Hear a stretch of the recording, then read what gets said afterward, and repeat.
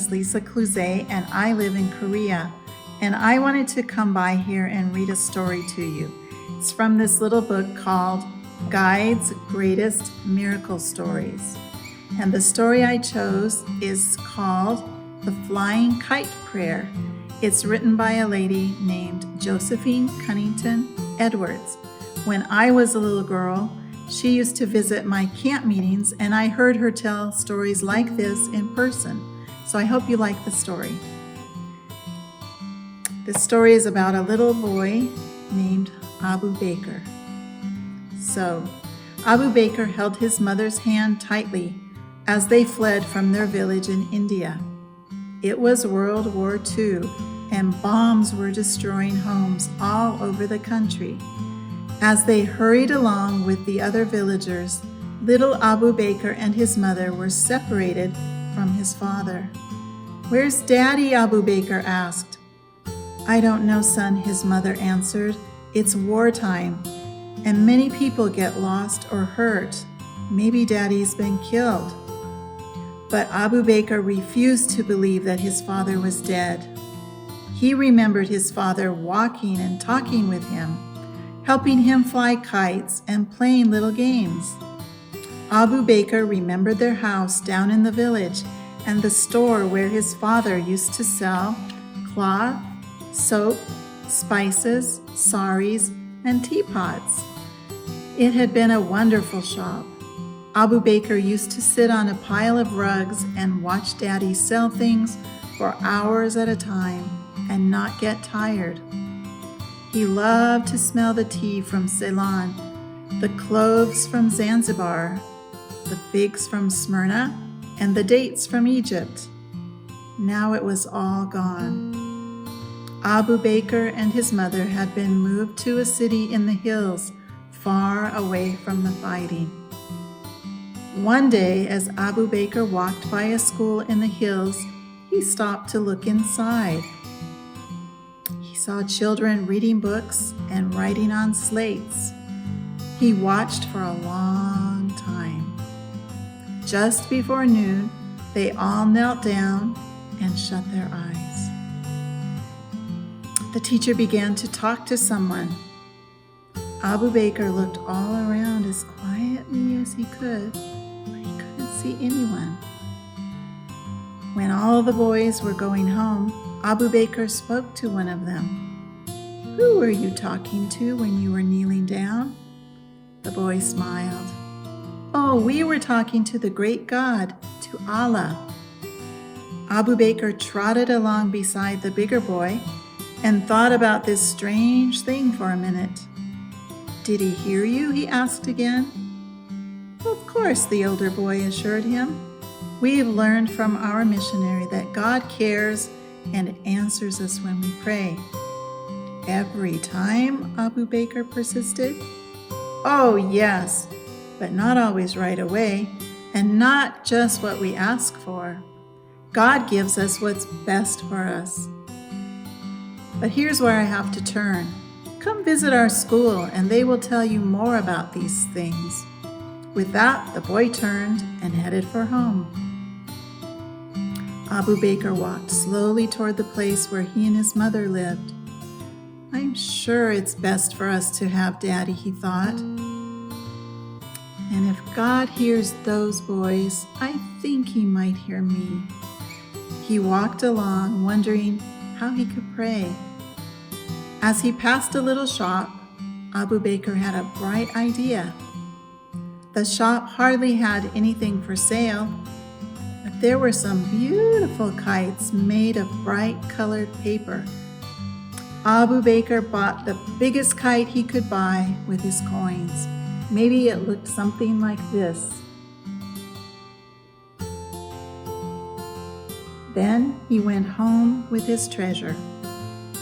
His mother wasn't home, so he took the kite inside, got his pencils, and started writing a prayer on the big kite. Surely God, if he were up there on the other side of the clouds, would see his kite bobbing up and down. He would likely lean over and read the prayer that Abu Bakr had written on it. Abu Bakr told God who he was and where he lived and where he was now and how badly he wanted to see his daddy. Then he went out in the hills to fly his kite. He used up all his strings so that the kite would get as close to the clouds as possible. He wanted it to be easy for God to read his message. He didn't know much about God, but he was doing the best he knew to do. Suddenly, a big gust of wind came and broke the string. The kite flopped around in the air and then went down. Abu Bakr walked home slowly, hoping the great God had had time to read the request. Abu Bakr didn't know this, but the kite tumbled down on top of a railroad train that was winding through the hills on the way to the coast. There it lay, flapping around with the string caught on some bars on the back of a car. And there it rode and fluttered on the train all the way to Calcutta. Meanwhile, Abu Bakr's father was in Calcutta, longing to find his wife and son. He met every train he could, hoping to see his loved ones. This day, the train from the hills thundered into the station. Abu Bakr's father watched everyone get off, but his wife and son weren't on the train. Then he saw a kite dangling along the side. Little Abu Bakr loves these, he thought, as he reached up and grabbed the broken kite. He saw the boyish writing and started to read. Dear God, I am Abu Bakr. I want to find my daddy. I think you can see me here, God. I'm at a little hill village flying a kite here in the field. I know But Abu Bakr's father didn't wait to read the rest. He ran as fast as he could to catch a train into the hill country. He knew exactly where to find little Abu Bakr and his mother. I hope you like that story, and I hope that you remember Abu Bakr and his trust in God when you are facing problems in your life. Thank you for listening. 안녕하세요, 어린이들. 오늘은 목사님이 가장 좋아하는 성경 이야기를 들려주려고 해요. 예수님은 어린아이들을 사랑하실까요? 오늘의 성경 이야기의 제목은 예수님과 어린아이들입니다. 마크와 사라는 엄마와 아기 에스더와 함께 예수님을 만나기 위해서 기다리고 있었어요. 다른 아이들도 엄마와 함께 예수님을 만나기 위해 기다리고 있었습니다.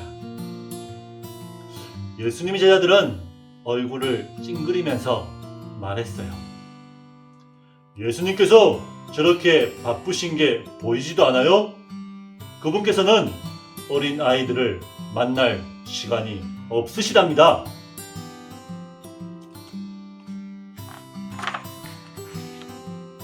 마크와 사라 그리고 엄마와 아기는 천천히 뒤돌아 섰습니다. 마크는 고개를 푹 숙이며 발가락 사이로 푹푹 올라오는 흙먼지를 바라다 보았어요. 사라는 고개를 돌려 예수님을 바라보았습니다. 사라의 뺨 위로 뜨거운 눈물이 흘러내렸어요.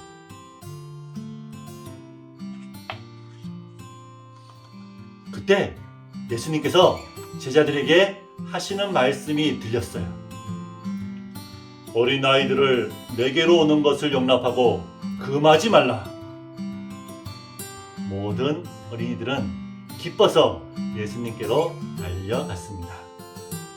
예수님은 어린 아기를 무릎에 앉히셨어요. 그리고 사라의 뺨을 어루만지며 눈물을 닦아 주었습니다. 마크의 머리를 사랑스럽게 쓰다듬어 주셨어요. 예수님께서는 아이들을 차례로 한 명 한 명 머리를 쓰다듬으며 축복해 주었습니다. 예수님은 친절하게 어린아이들에게 하나님 나라에 대한 이야기를 들려주셨어요.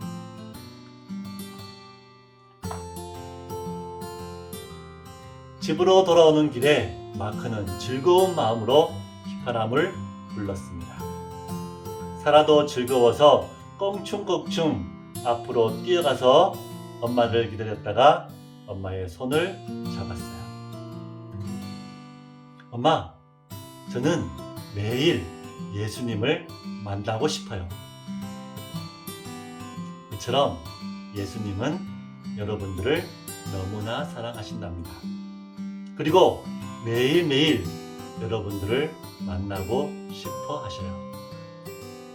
우리 어린아이들도 매일매일 예수님을 만나기로 약속해요.